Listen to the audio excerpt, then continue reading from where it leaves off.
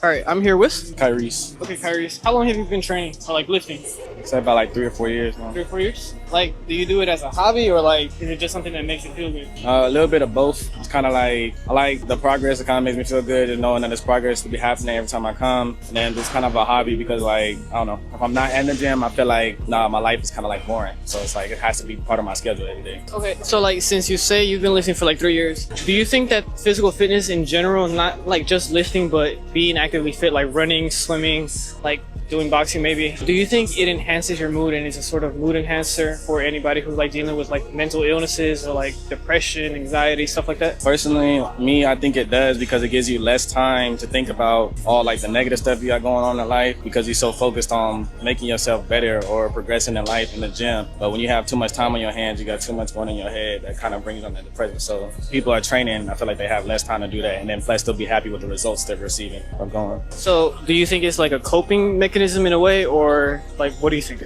I guess it could be a coping mechanism. To some people, it just kind of depends on how you look at it. I mean, either way, you're still bettering yourself. So it would be a healthy coping mechanism if it is. So do you have any like closing comments for somebody who like might be dealing with like mental illnesses, like who's always like in a bad mood or always feels sad, kind of depressed, has some sort of like social anxiety or anything like that? Do you have any like tips or words of advice for them?